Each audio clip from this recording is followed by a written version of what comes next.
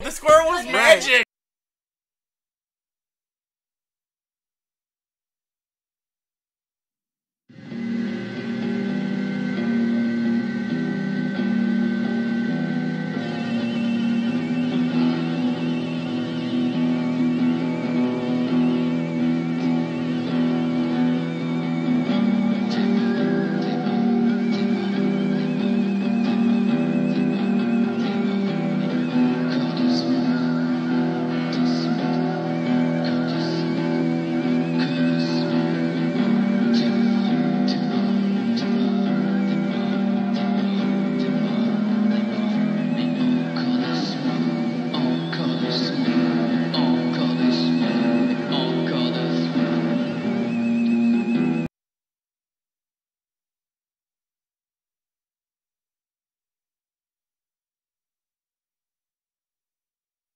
Oops. Beware your human heart. This all kinds of technical difficulties tonight. This is Diabolical Index for July 16th, 2018, where the pages of the Uncanny reside. I'm Corey Dawson, as always. You might notice that I'm in a slightly different little corner of the nut house. They put together Corey's Corner down here for the Diabolical Index when I show up. And currently, I don't know if we're going out at all, are we? Honestly, don't know. Okay. So you may be... Audio-wise you are, but video... You may be seeing me, you may not be. So throw some comments as to whether or not you can see my beautiful, grizzled face. Let us know. But anyway, well, we kind of have some... let's see. We got some shares. Anything going on? We're lagging. We're like super bad. Okay. We're gonna go for the technical difficulties route on this thing. I don't know who, if anyone, is still out there, but Just keep talking.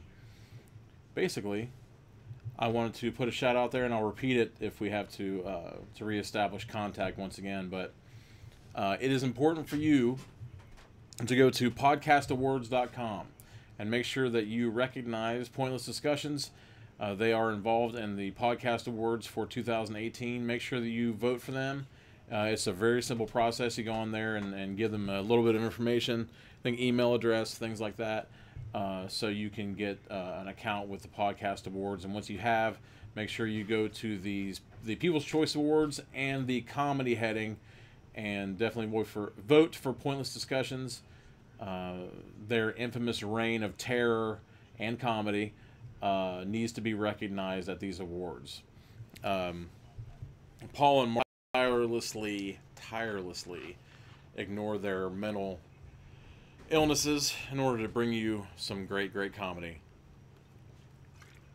as well as some great improv, as evidenced by Planet H for months and months. I don't know how many months they've been doing it for, but I've been part of it myself, and it's been a ton of fun. So make sure you go to podcastawards.com, set it up, go to Pointless Discussions on the comedy and People's Choice Awards, and make sure that you throw some votes out there for them and give them some love. Definitely have some births to talk about this week. We don't have any pictures yet, I don't think, but there are some very important authors that need to be recognized. And one I'm going to mention, I honestly don't know as much as I should about the author, but that doesn't change the fact that he's a legend in his field. So I was mentioning him first, since we don't have any. I wasn't going to bring up a picture of him because I haven't read his work, but I am aware of his work, and I'm aware of the critical accolades and just the sheer readership of Cormac McCarthy. Was born in July. The author of Blood Meridian, and I think All the Pretty Horses, as well as the more famous ones. I kind of wanted to mention them last because there are films involved with them, but No Country for Old Men and The Road. Cormac McCarthy, as far as I know, like I said, I have a limited knowledge of his work, but he's holding up the hold finger. I don't know if you can hear me or see me. Continue. Okay. But I believe that there's a kind of like a modern Western sensibility to his work. Um, Gritty, but not overplayed. Kind of there are noir aspects sometimes with kind of the crime stories, but they always have a Western lilt to them in one way or another. Even The Road, um, there's a definite drifter in the Western lands quality to it. So Cormac McCarthy, like I said, I don't know much about his. I know about his work. I just haven't read any of his work, so I can't talk from experience. But I don't know many people who don't enjoy his work who have read him. So there you go. Cormac McCarthy, born in July. Um, Definitely someone I am familiar with, though. I'm familiar with the next two names I'm going to mention in many, many ways. Many, many ways. Many different media. Uh, Definitely the first one I'm going to mention is Dr. Gonzo himself. Hunter S. Thompson was born in July. The absolutely world-renowned Gonzo journalist from the 60s, 70s, into the 80s, the Reagan years, after his bouts with his nemesis Richard Nixon. He put out some of the most scathing, biting, mind-blowing journalism that had ever come to pass. His books of articles, as far as I know, I think that he rarely did full-on books without having it being kind of like broken up into articles for Blast and Rolling Stone, Playboy, things like that.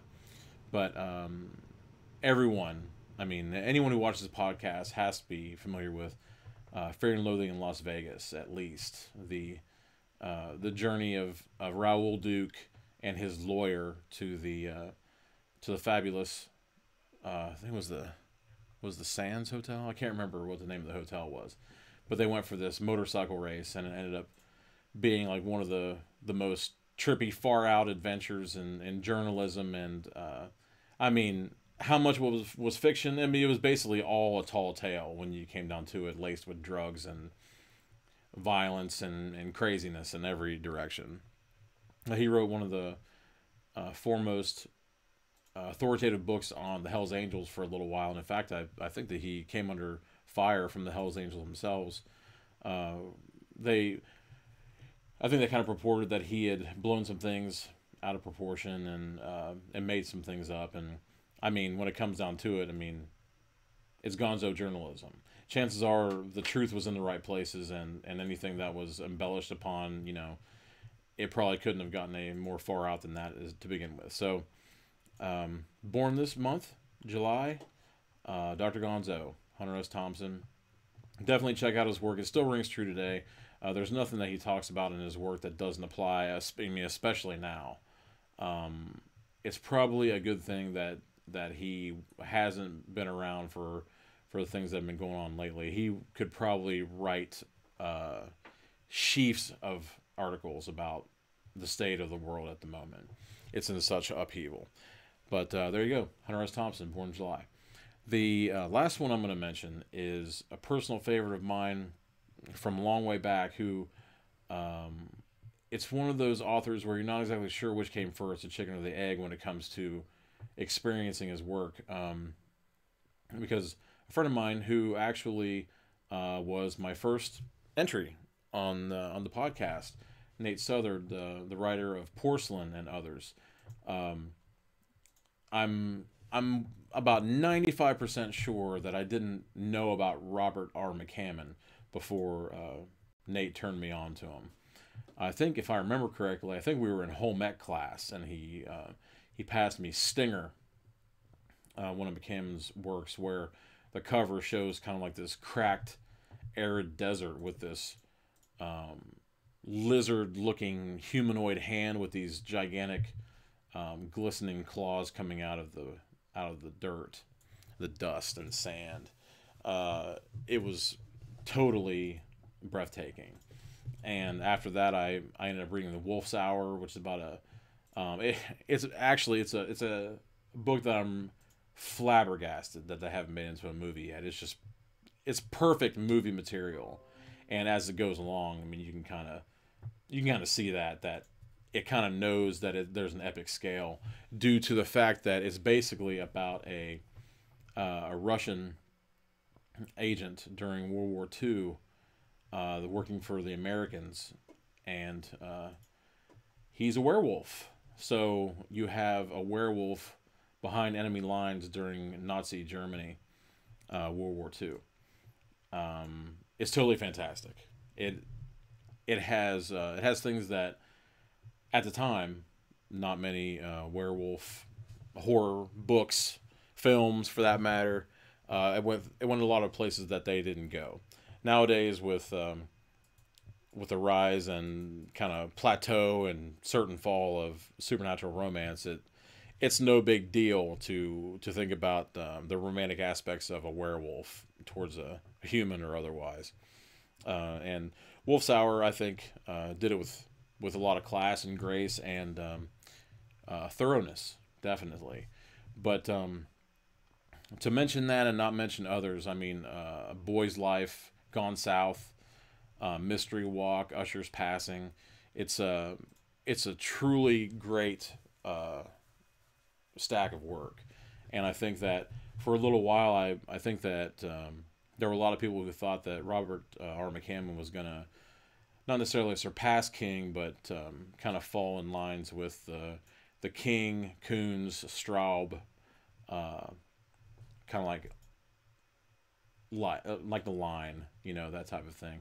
In fact, a lot of the kind of like the mid-range work of his during the 80s and early 90s, even the font they used was kind of akin to the Straub, not necessarily Coons, but Straub and King's work. So I think they always thought of him as kind of like a close cousin. But in my opinion, he never fell victim to kind of like the trappings of notoriety and that whole kind of like Mark Twain, like the Mark Twain of horror, Stephen King, like when, it just becomes synonymous, and it never really happened for him. And hopefully that's kind of kept him as a black sheep and a dark horse in the running. So definitely check out Robert McCammon. I mentioned him before. I did Gone South on the podcast. So definitely check it out. So yeah, there you go. Born in July, Robert R. McCammon, Hunter S. Thompson, and Cormac McCarthy. Those are the 3 births in July. I didn't have any deaths really to speak of this week. So we have dropped over 1,000. We've been over it almost the entire time. The audio seems like it sounds fine, but just to be safe, you want to record this and put it up after. Okay. Does that sound? Yeah, that sounds fine. So there you go. The first book I wanted to talk about tonight was it's kind of illustriously named. Is that fine? That's fine. All right. Well, I'm gonna do it now, so okay. You can tell them what's going on. Okay. Does that disrupt something? Yeah, everything. Okay. Do you want to keep going, or did you? I'm sorry. So am I gonna start over? No, I mean we can, yeah. But the audio seems like it's fine, but if you look at it. Let's just go ahead. Just go ahead and stop it? No, let's just go ahead with it. So we'll see. We'll see what happens. This is kind of a mystery date. If it doesn't work out, hopefully I can make it up to you later. But anyway, the Panopticon by Jenny Fagan, which is it's really interesting that her last name is Fagan due to the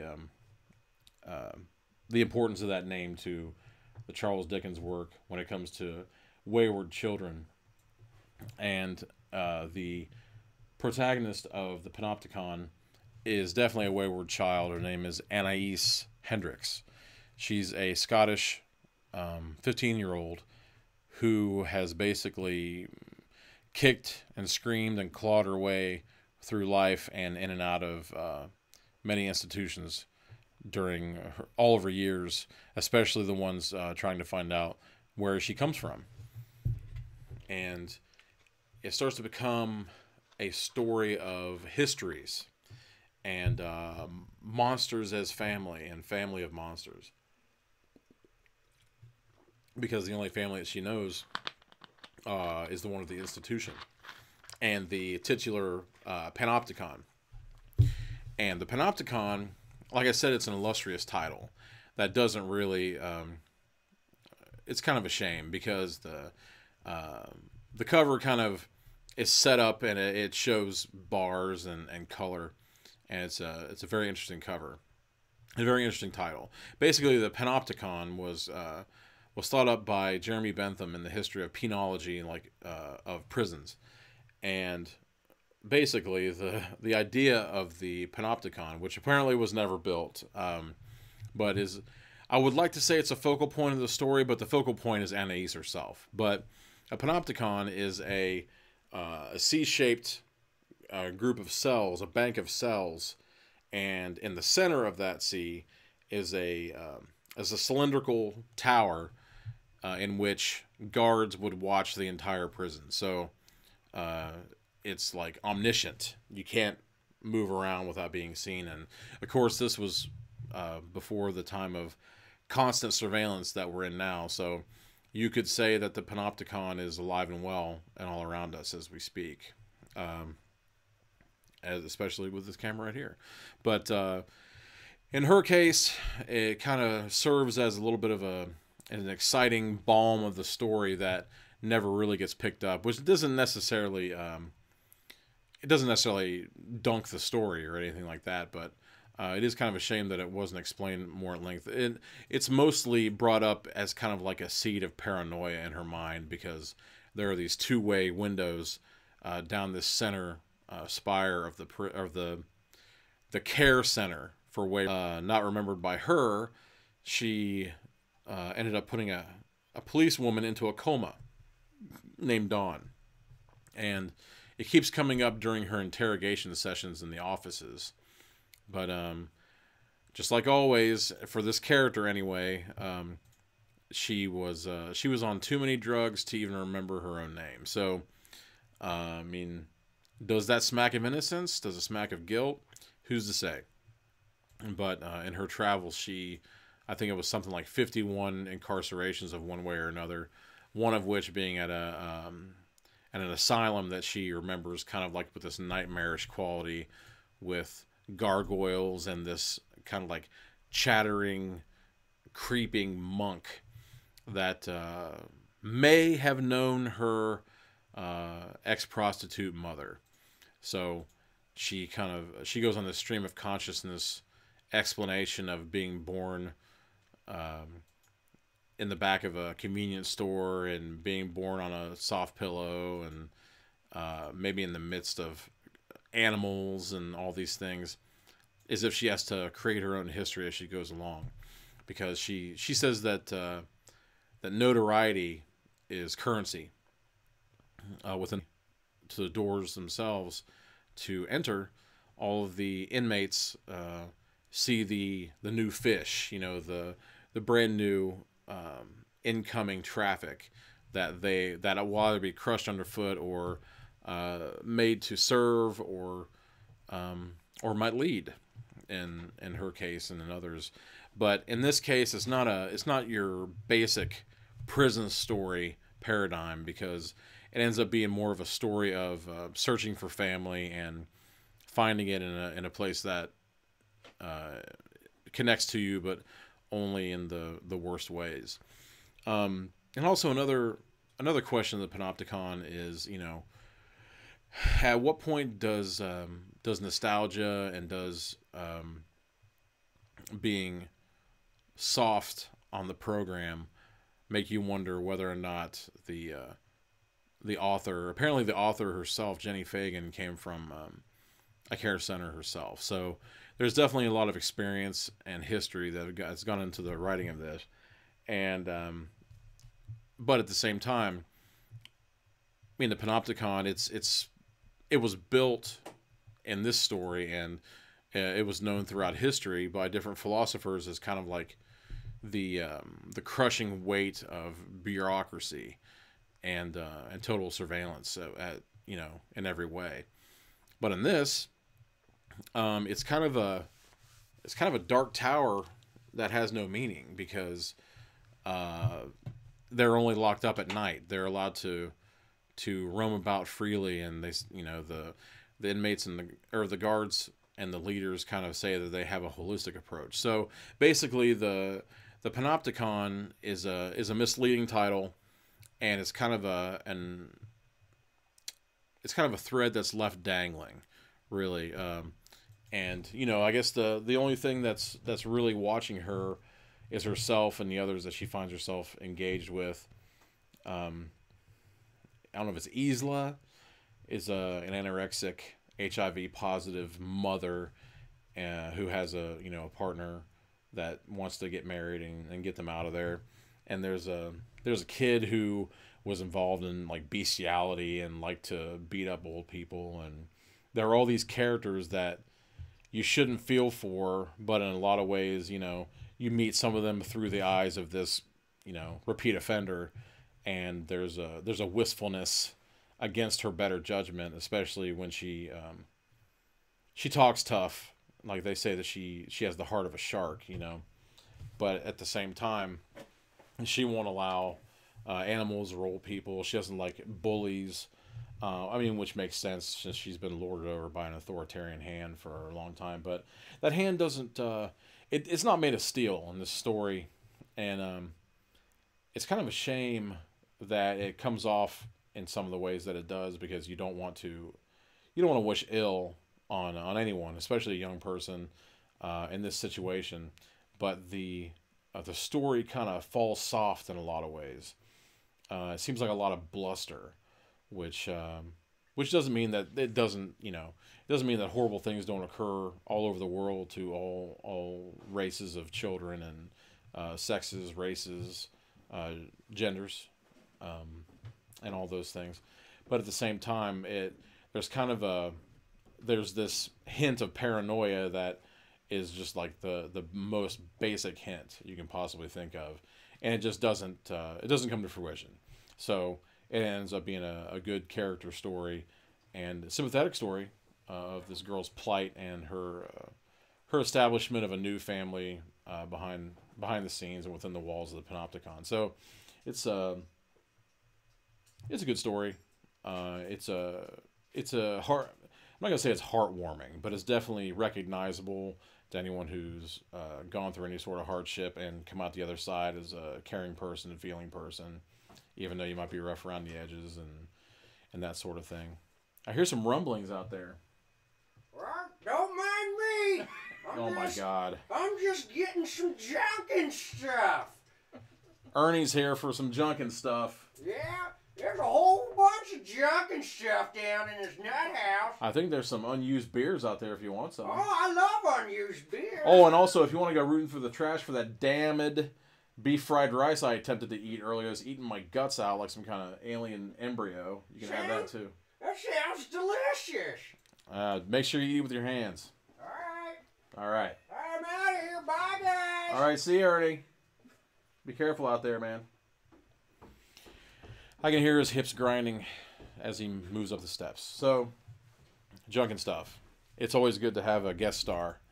And, I guess I made good. Last week I said that it would be these two books and maybe more.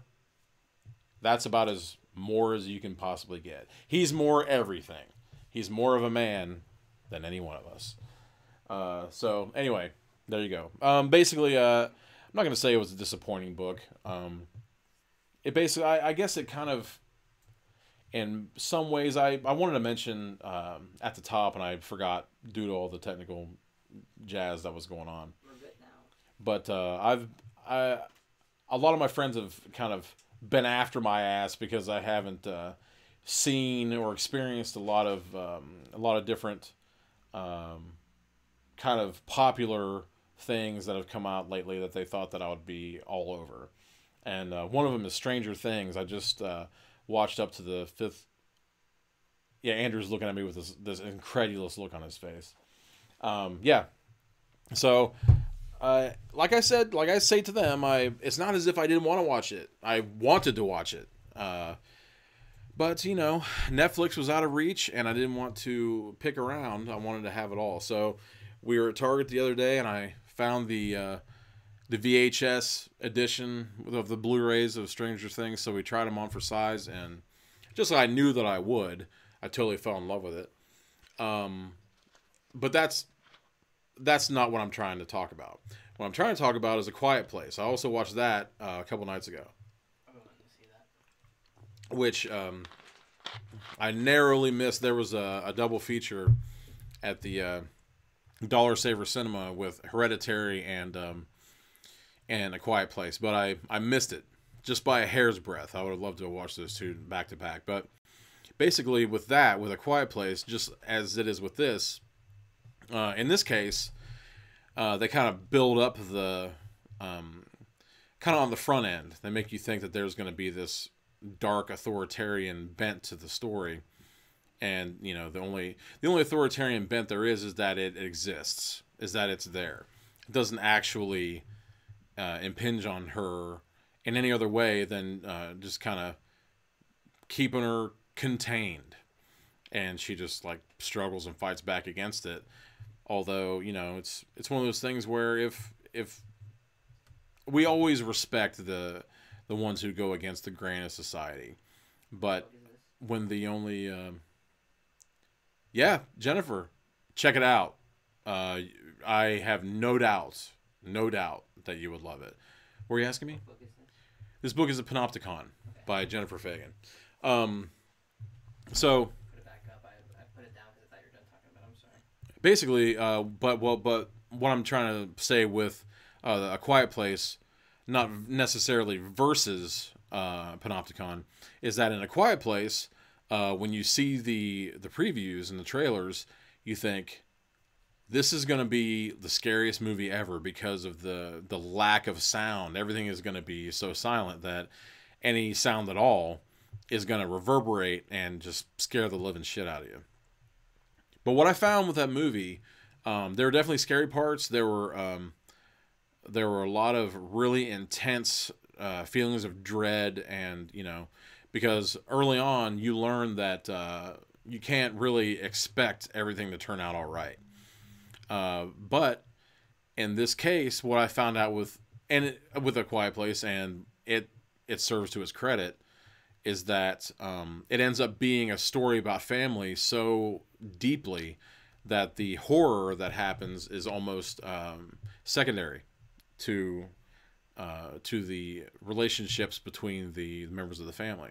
So in this case, it's kind of the same, because it ends up being Anais's story, and it's the story of her lost family and found family, and the exploration of just rebellion in every form, and that it doesn't necessarily have to exclude any sort of caring or humanity behind it. And also, the cool part about it is that it operates from this kind of like Irvine Welsh Train Spotting. Train Spotting was a book as well, and sometimes it can get really, really tough to read because the Scottish accent is done phonetically through the writing. So, huh? I said, oh, jeez. Yeah. So, but I love the movie. if you try to read it out loud, if you can try to read it out loud as if, you know, if you've seen the film, if you try to read it like that, you can make a good go of it. But this isn't quite as hardcore when it comes to that. It still has little touches here and there, and I think it worked out well. But there you go, Panopticon by Jenny Fagan. I would say if you want a study of a young girl's plight, something of her own making, rebellion of her own making, but at the same time kind of searching for the framework of her life and finding it within this omniscient prison of a care center, then it's a good read. It's a good read regardless. She's probably one of the most plucky heroines that's ever existed, but kind of in my mind, there weren't a whole lot of things that she had done in her later life that couldn't be attributed to her own drives, wants, and outbursts and lashing, you know. So there you go. It's pretty well balanced. But I was a little bit disappointed that Panopticon didn't turn out to be this looming dark presence as much as I would have hoped. So there you go. However, the next book is called The Devil's Alphabet by Gregory. And it's funny about this book. Once I had realized I go through the library and I try to find books that have some kind of relation to each other. In this case, it was, a family of monsters versus monsters as family. So it's like, when you have a family and it turns out that,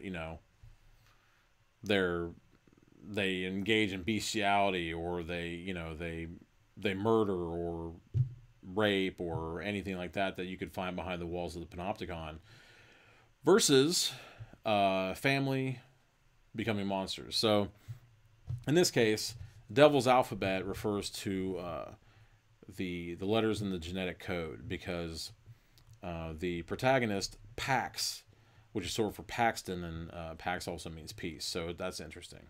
But he ends up going back to his hometown, which he left behind, to way behind. I believe it was 15 years before the beginning of the book. And it just so happened to coincide with what they call the change. Now, I'm going to have to look at my notes for this because I can't remember what the name of the disease is called. But basically, when Pax left his hometown, which Switch Creek is the name of the town, and it's totally, especially myself, I can totally relate to it in every single way.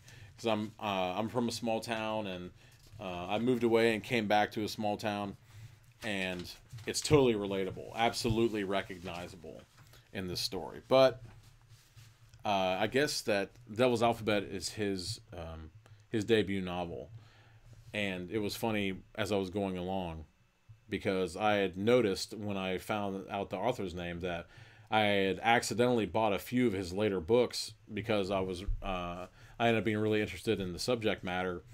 And so when I found this, and then I kind of related to Panopticon, and I found out it was his first book, I was more than interested, especially when I found out what the subject matter was. Basically, a retrovirus moves through this small town, and only through this town. It's not, I'm not going to say how it comes about. There are theories that are never concluded.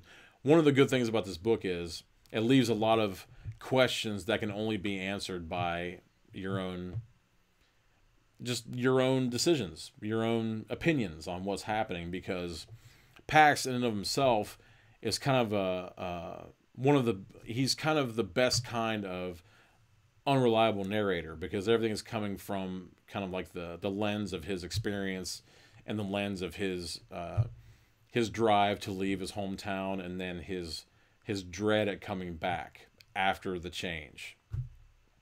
Now, the name of the retrovirus is the transcription divergence syndrome, and basically, it's non-communicable.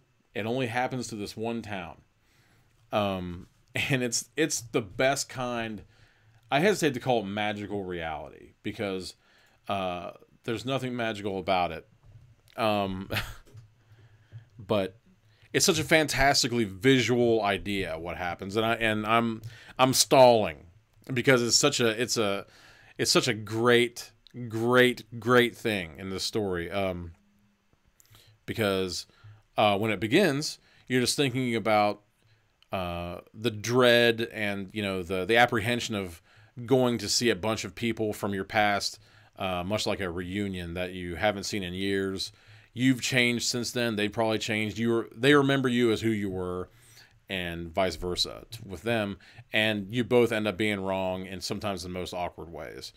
But in this case, the change happened before he left. And the transcription, I forgot what it's called, transcription divergence syndrome. His friend, he had a group of friends growing up, Jolynn and Deke.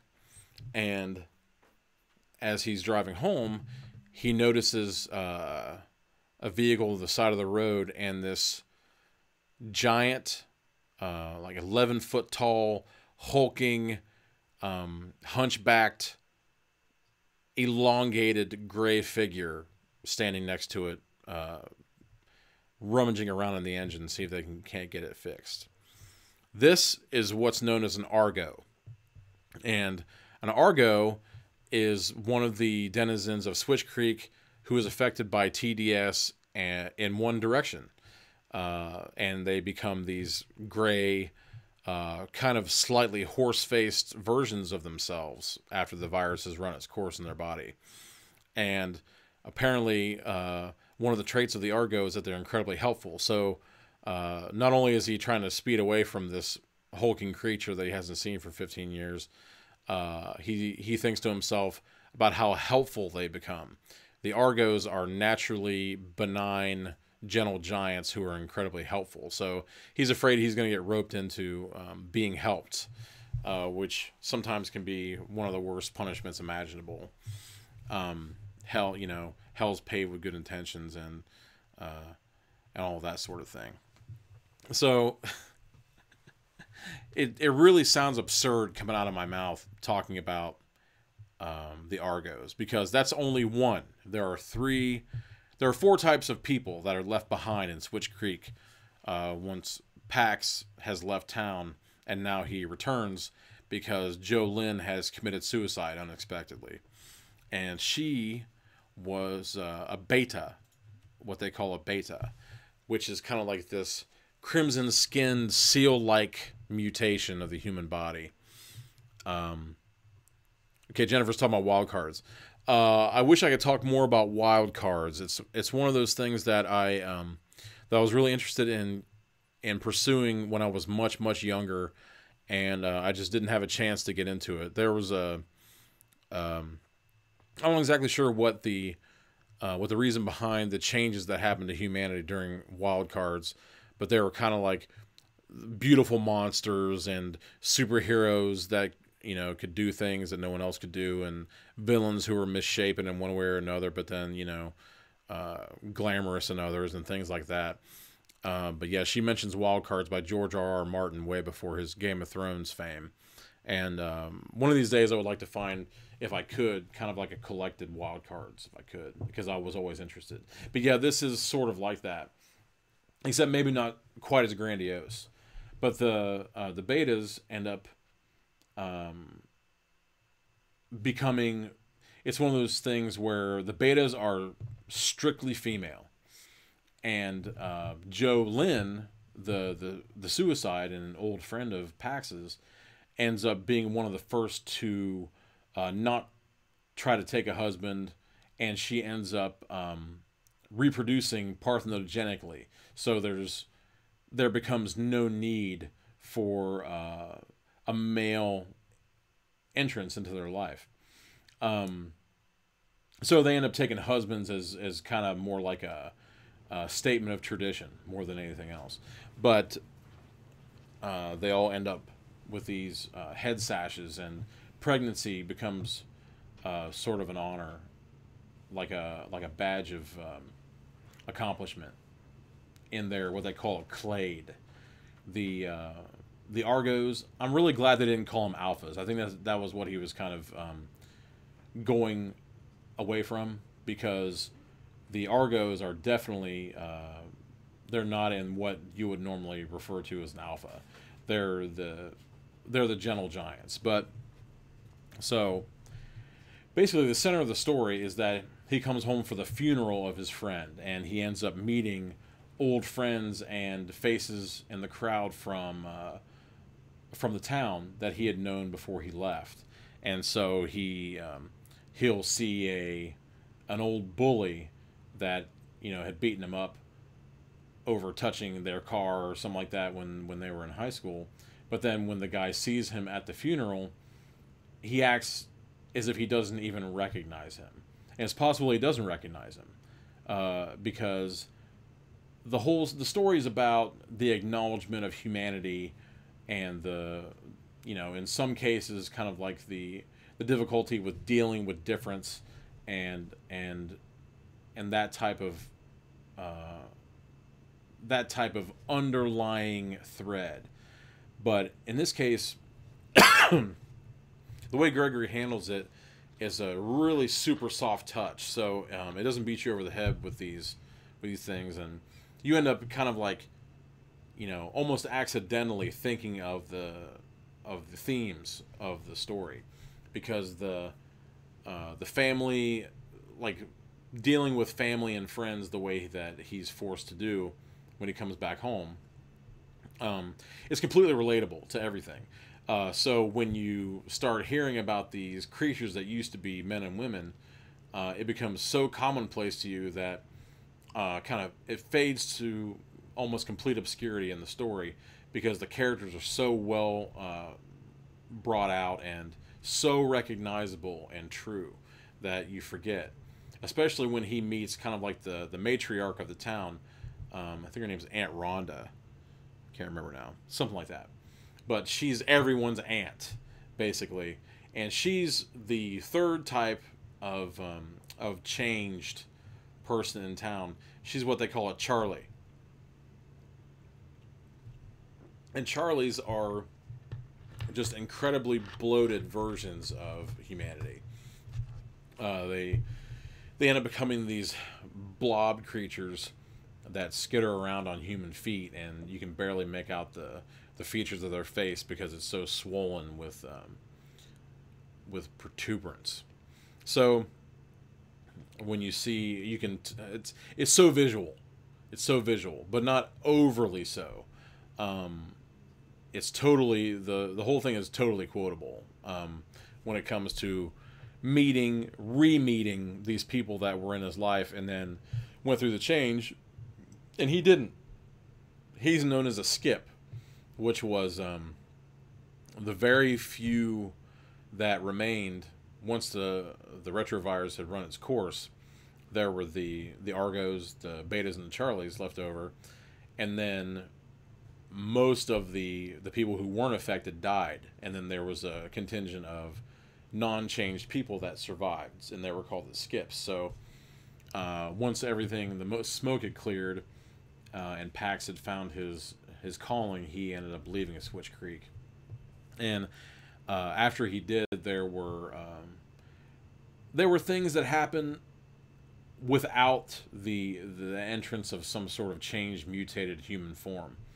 There are riots, and there are murders against type and class, like, happen throughout human history without the entrance of this retrovirus. So there are things throughout the story that totally ring true. They're totally it's just wonderful. The writing's completely wonderful. You forget, it seems totally commonplace to you just after a few pages of dealing with these characters, because they're complete people. They're not some sort of strange entity. They're not an alien force. They're normal people who have been changed physically, and in some cases there are other attributes, like the betas produce something called vintage, which is, I'm not going to say too much about, but it's fantastic. It's got everything that you'd find, everything you could relate to if you've ever, you can't go home again. He said, or not he said, but another author said that I won't mention. But it's one of those things where everyone experiences that when you've been away for a while, when people that you wouldn't recognize from Adam, and then they come up to you. In my case, sometimes I'll be out somewhere and someone will use both my names, Corey Dawson, and then I'll turn around and I know for a fact that if someone's using both of my names, that I'm not going to recognize them, because it's been so long that they have to show me in some kind of way that they totally know who I am.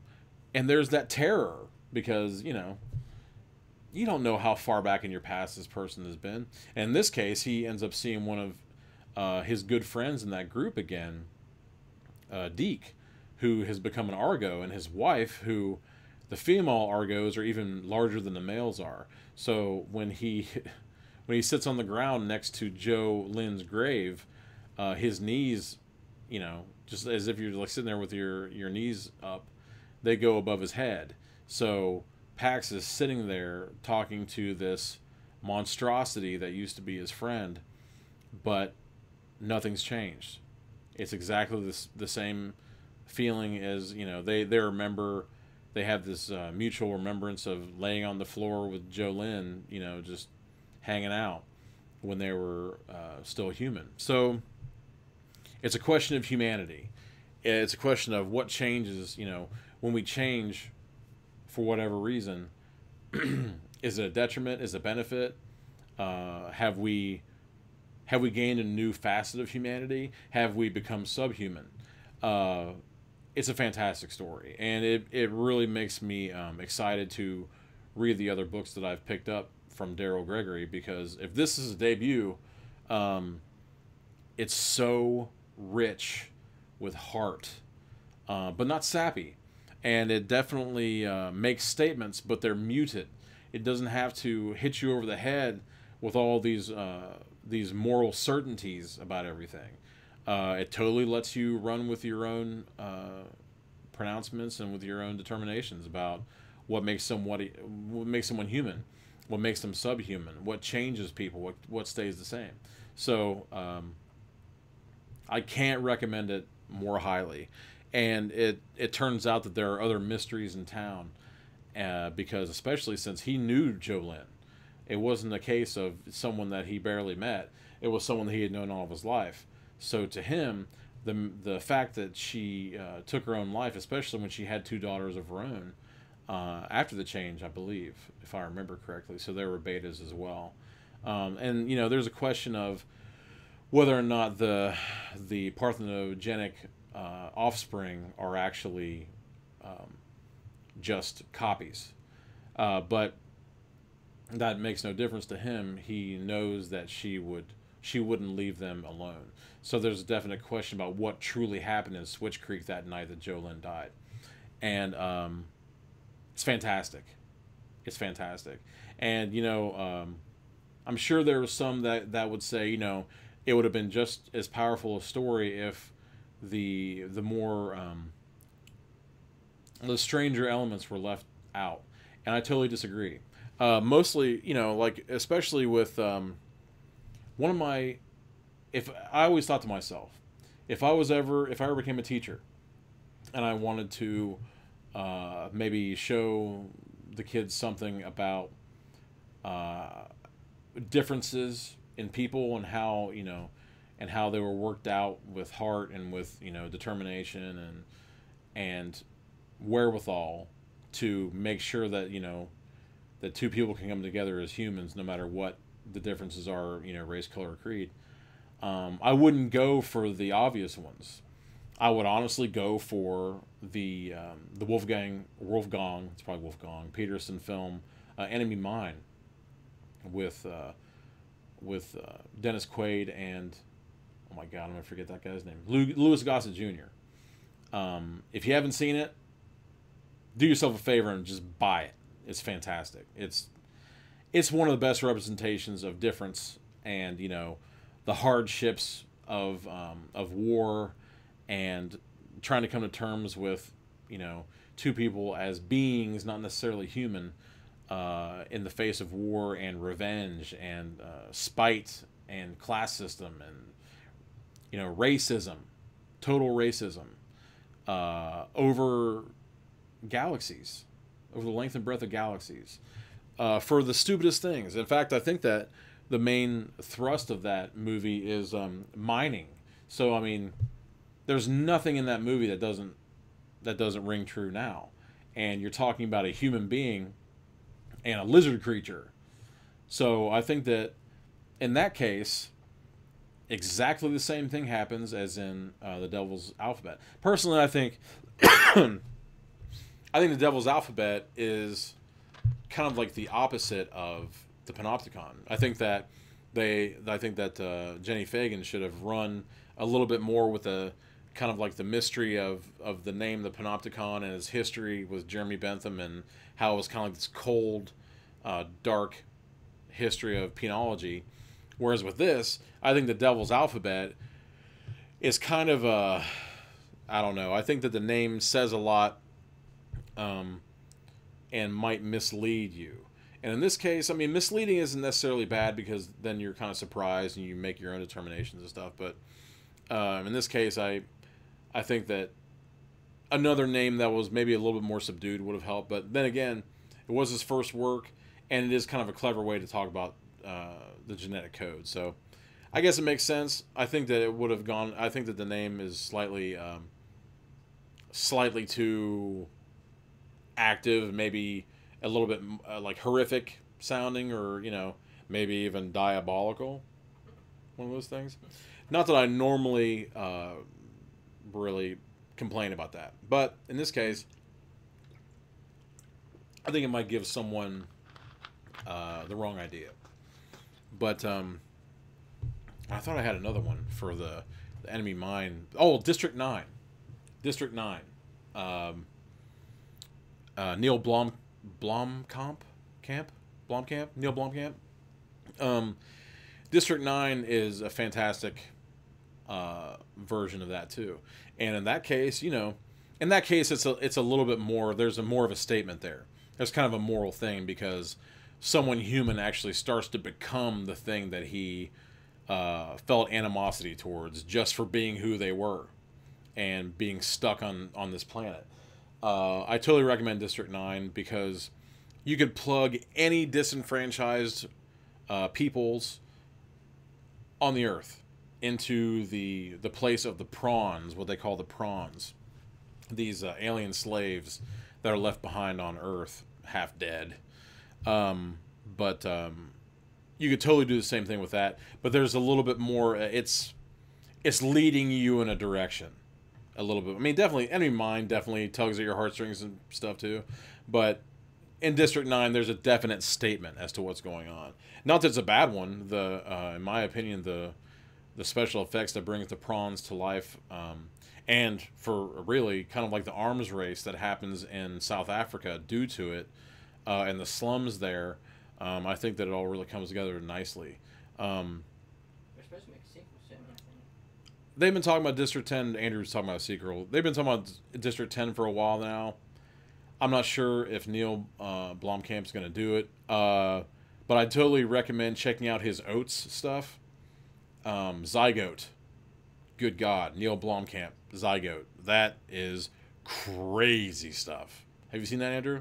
What is it? Zygote is part of the Oats series. I think it came straight on YouTube, if I remember correctly. And I think that was some sort of statement of against big production companies. So they just put that stuff out on their own, and there's this part in Zygote where I don't even know what's happening, but it's this gigantic ball of limbs like moving down this hallway. It is freaky. But I digress. Somehow I always end up talking about movies. But hey, if TJ, I know I saw you on there before. I just got another copy of The Ruins, and I found my copy of the book. So I'm going to start getting ready for that. Everybody keep your eyes peeled for that.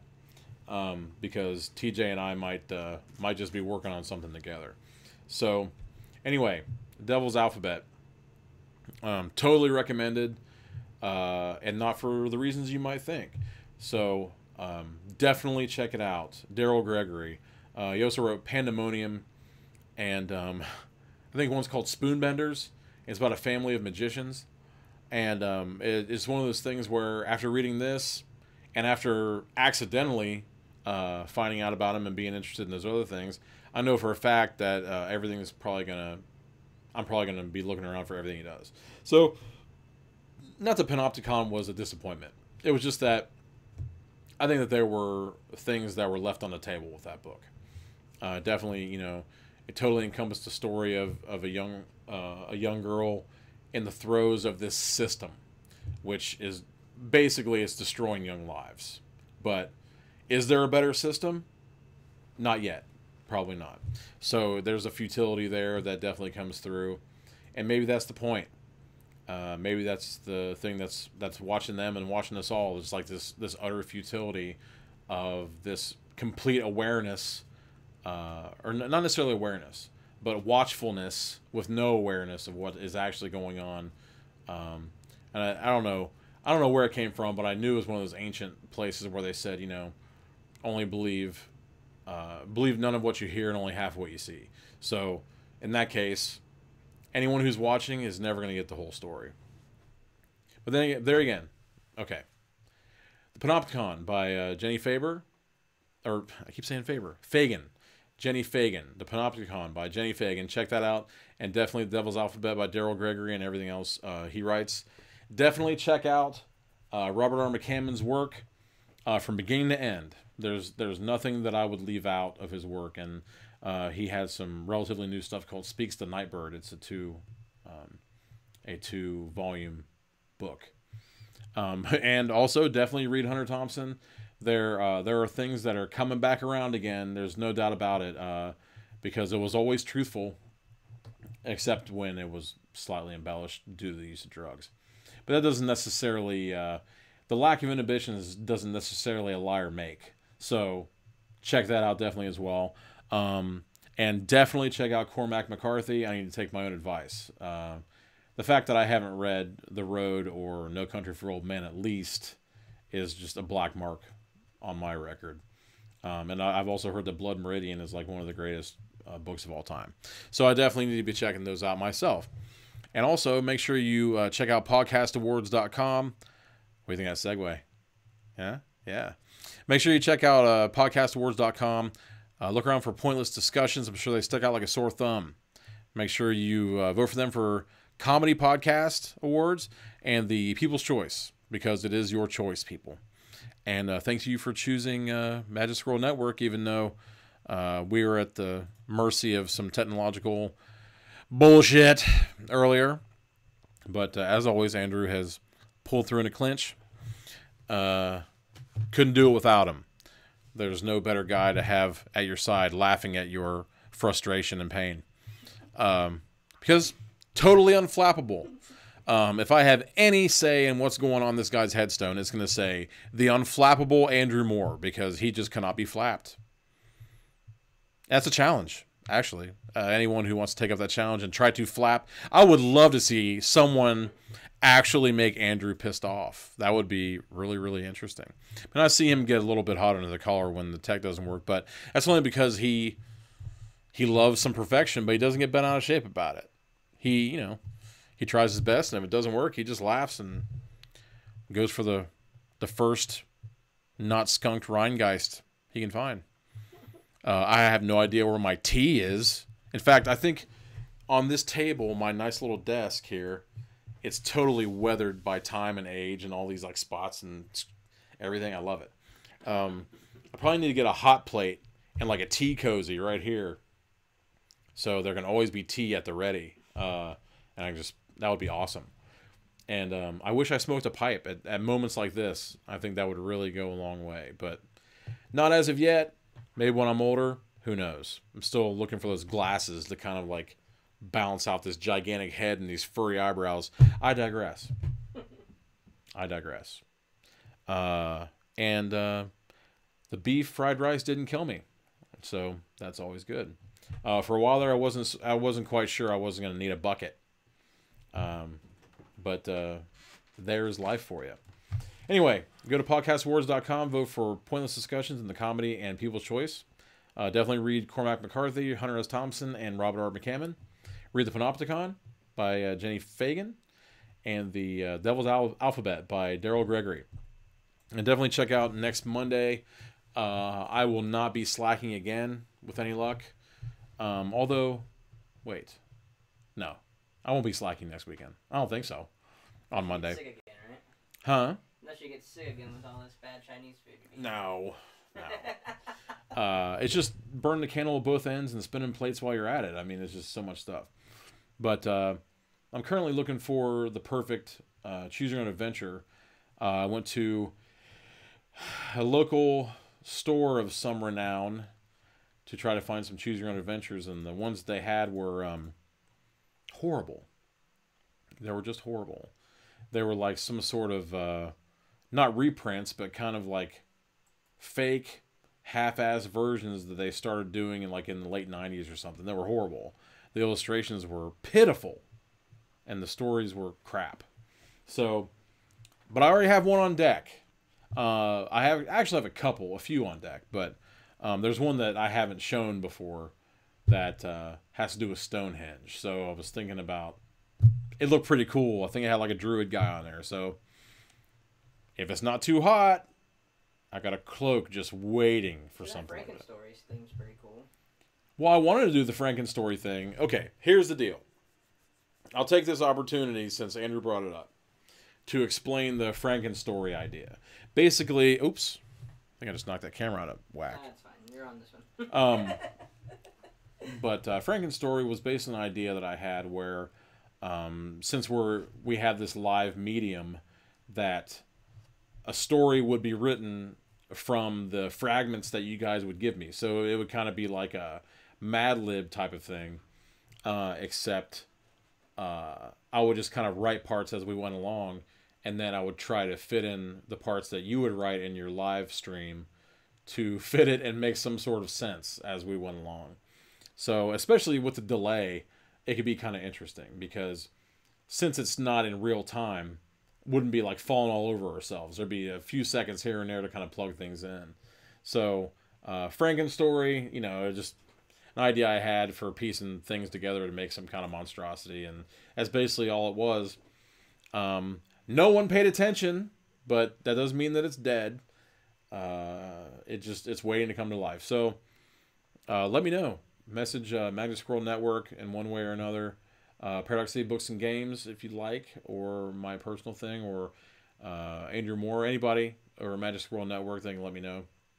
But let me know if you'd like to do Frankenstory or anything. I've had Jennifer had expressed some desire to do a group write. So I mean, in the Frankenstory, that's kind of more of a comedic thing to try to make a story out of a bunch of stuff that doesn't belong. But I think that she was talking more about it like a group write, where we were actually trying to do a volley, where I write something and then someone else writes something that makes sense. I don't know how possible it is with the delay and things. It's hard to say. So planning for it to be weird is probably the best defense. Jennifer says she's paying attention. I know she is. I know you are. Oh, she said she's paying attention to the Frankenstory. Well, there you go. I have some staunch supporters. So let me know if you'd like to do the Frankenstory or the Stonehenge Choose Your Own Adventure next week.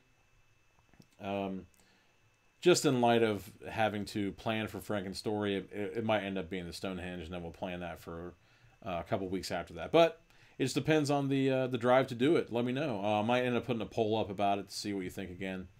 Because I made that schnazzy ass logo for Frankenstory, so I might just plug that in there again. But anyway, this has been the Diabolical Index for July 16th, 2008. Beware your human heart. This right here, the new desk in Corey's Corner, is where the pages of the uncanny reside. Make sure Andrew's laughing at my segues. That's all right. That's just fine. That's what I get. I spend a little time on radio. You know that? Yeah, you told me. Yeah. Heck yeah. So That's how you got this gig.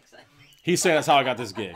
I thought it had to do with their absolute lack of literary content, but yeah, it is. you never know. Who knows?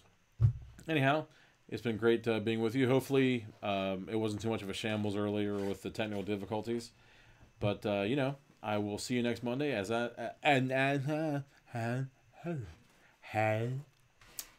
always, keep it squirrely. The squirrel was magic! I need to have